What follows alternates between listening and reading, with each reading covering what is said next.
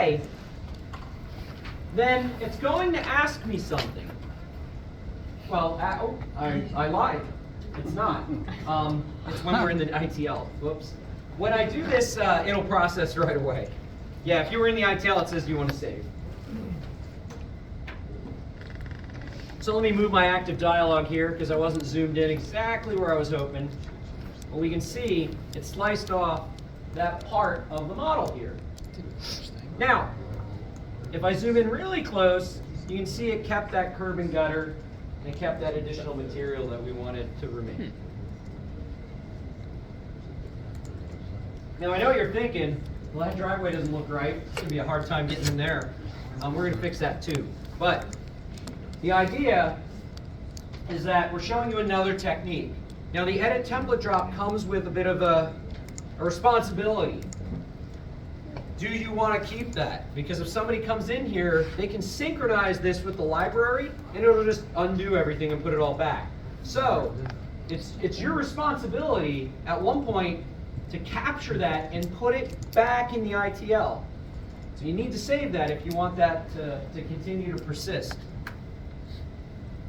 Because somebody will synchronize it, and then they don't read the dialogue. Yes, ma'am?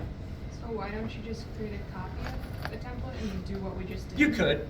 Yeah, you could. But sometimes you're in the moment. So like, you know, in that scenario, what if Scott's building wall templates in the ITL right then? And I'm like, I don't have time to wait. I just got to do it. Yeah. That way you're not sitting and waiting. Yeah. Yep, that would be my only made up example right now. So hopefully that sounds legit. Yeah. Okay. I forget, oh, I told you guys, I'm like, ask a question and we'll come up with an answer. We'll try. So that one was more of just trying to CYA there on that. Because yeah, I would agree.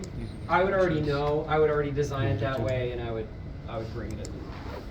All right. So what we're going to do is essentially we're going to now do the other driveway, but this one we're going to use a different technique. This technique, we're going to say, hey, use the one that looks like the other one and put that in here. So we just deleted off those edges. I don't want to have to do it again. So I'm just going to say copy that other one and put it there. So this command is known as copy template drop. So if we go back up to our quarter ribbon, you're going to notice under create, it's a little bit smaller icon, but it's fully written out, copy template drop. We're going to choose that command. And when we do, it wants me to locate my template drop. Now it's asking me to pick the one I want to copy. So the one I just chopped up, that's the one I want to use. So I'm going to come over and I'm going to hover just kind of in the vicinity there, making sure I pick that particular one. And I'm going to left click. Now, here's a really interesting piece. It says locate corridor. Why might it do that? It's because I can copy that template drop and go put it on a totally different corridor if I want. In this case, I'm just going to do it on the same one.